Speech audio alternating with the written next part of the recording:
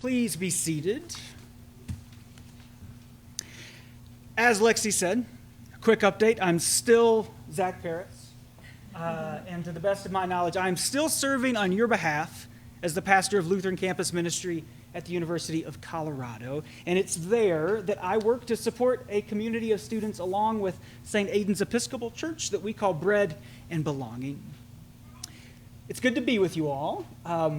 I don't know if you remember. I'm sure you do. I've been with you before, back when you were at the school. If my memory is correct, I preached, and there were tears, there was weeping. It appeared that I changed all of your lives forever. I can only assume that. I'm a little disappointed you haven't renamed the church after me, but I've got over that. It's good to be with you again, and I'm able to be with you again. We've kind of reconnected, in part because in the fall, starting in the fall, Lexi is going to be doing an internship with us at Lutheran Campus Ministry, though I believe she's still going to be connected to you all, so don't throw anything at me. We're not stealing, we're just kind of borrowing, and we're really excited for that. So I've been doing campus ministry in Boulder now for 10 years, and people ask me, what is it about campus ministry that you like? And I will usually say that in campus ministry, anything is possible, right? Because our student community is constantly turning over. Every May, students graduate, and then in the fall, new students arrive. And unlike many congregations, we don't have members who have been around for generations. And so I am blessed that we rarely have arguments or committees that spend a significant amount of time arguing about carpet colors. Instead, in my most romanticized vision of campus ministry, every year is a blank slate.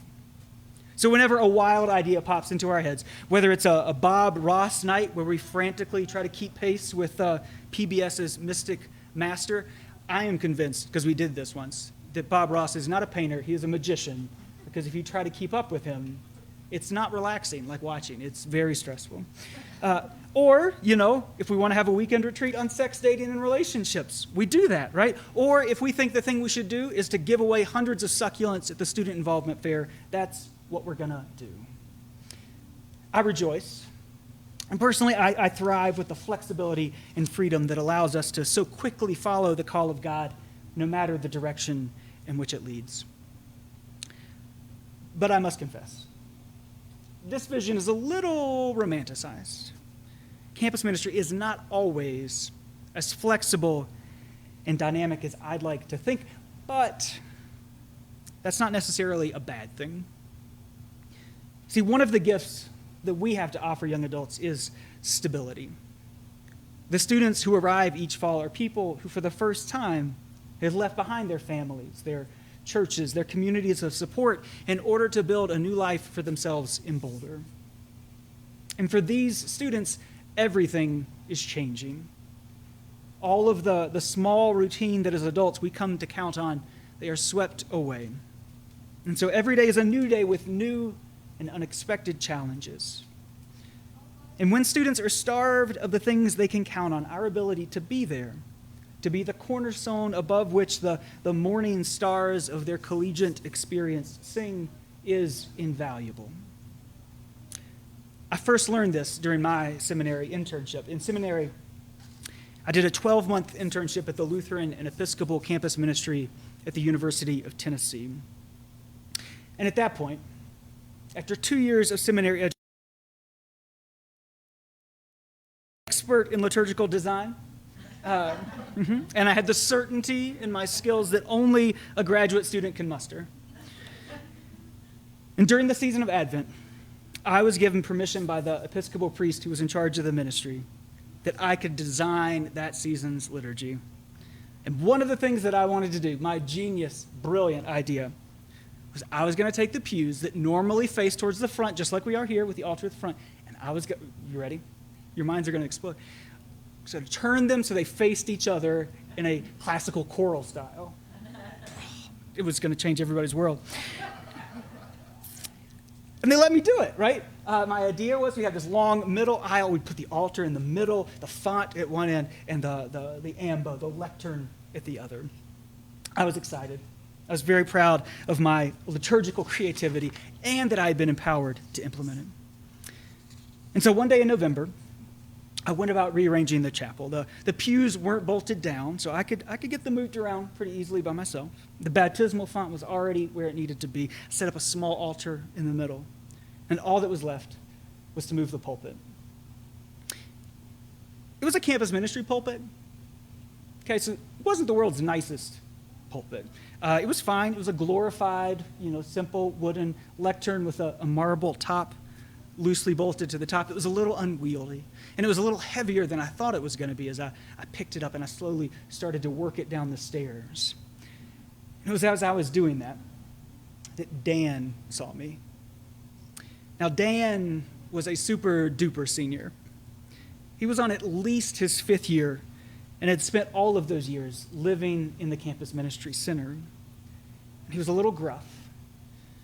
And he was on the student leadership team, but he wasn't one of the students who cared particularly deeply about our worship life. But when he saw me dragging that pulpit down the stairs, he came running. And to use a technical term from Tennessee, he was hollering. And by the time he got to me, his face was beet red. And he wrapped his arms around that pulpit, and he said, "You can't move that. It'll fall apart." I know that he thought that he was talking about the construction of that creaky pulpit. But I could not help and cannot help but to continue to hear a deeper fear. The fear that even a simple change in the foundation of our lives and everything could fall apart. Each spring in Boulder, we usually have a planning retreat for our student leaders. And at this retreat, I try quite intentionally to help us plan in a way that utilizes our conflicting strengths, our flexibility and our stability.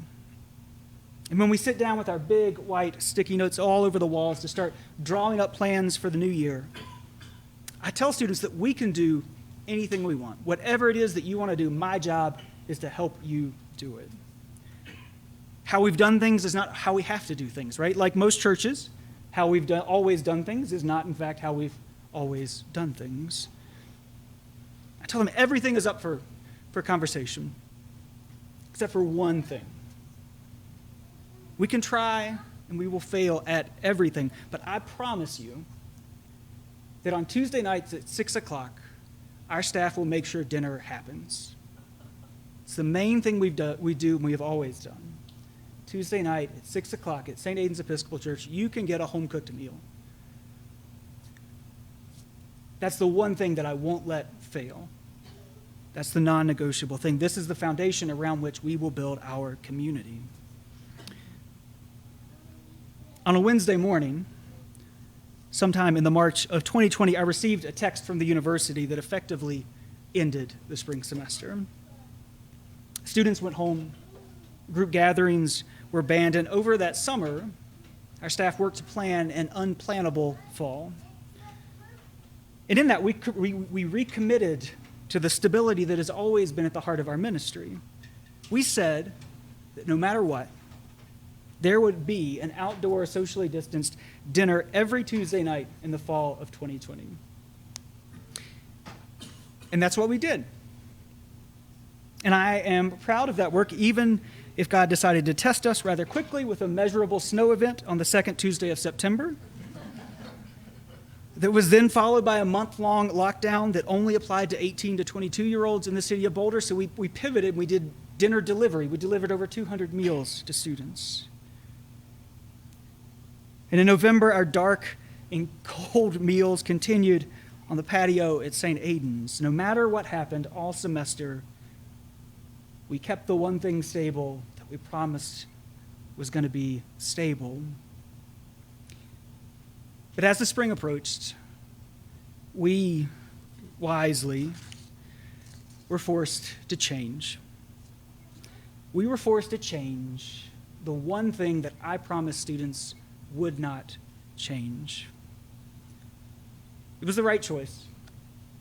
Outdoor dinners in January in the pitch black amidst drifts of snow would not be particularly life-giving to students. or to at least this staff member. And as things warmed up, we wanted to resume the outdoor meals, and we did, but as you know, the weather in Colorado is actually not a source of stability. And so all week I'd refresh I have 3 different weather apps on my phone to see if there was going to be an opening and we could have a pop-up meal. No longer could we count on a Tuesday night meal.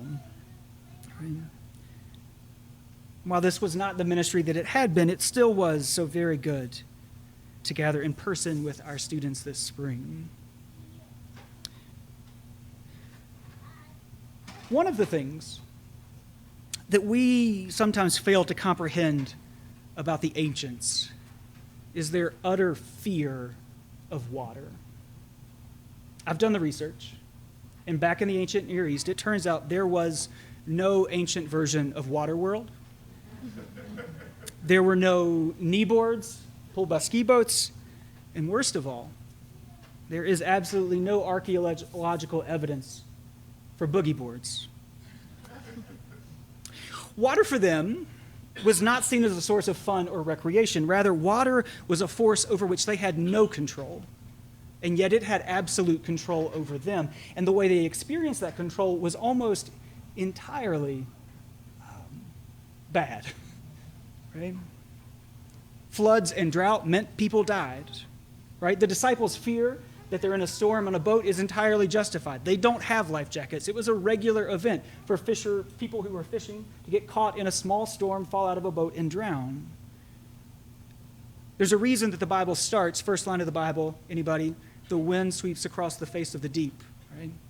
It's this story that there's this other force in the world that might be so powerful that it has power over the greatest symbol of chaos and destruction that people had, the oceans, the seas, the waters. And so throughout the Bible, it is this symbol of chaos, of the shadowed and the uncontrollable. Most of the time, when I hear this story, I get to see myself as Jesus, which, is how everybody likes to read the Bible. Students are terrified of the chaos, and I get to calm them and calm the seas. Oh, you failed a class. Okay, that's not good, but you're not going to believe this. It's not actually the end of the world. Let's come up with a plan for next semester. Right? Or did you know that you actually are not the first person to come through here without having your entire life figured out? And that's okay and probably healthy. But this spring, I heard this story anew. I was thrown around by the waves just like the disciples and our students, and I learned again how real our fears can be when we don't know which way is up and which way is down. But I was also reminded of how good the good news can be. When a student community, when a board of directors can come to you amidst the chaos and say that it's okay and that it's going to be okay. I suspect, I hope, and I pray that this fall we will be gathering in person for dinner each Tuesday night at St. Aidan's at 6 o'clock. Regardless, the promise this morning is that no matter what changes come, no matter how stable or unstable our ministry will be, God will be with us. And eventually the seas will calm, and we will make it to the other side. May it be so. Amen.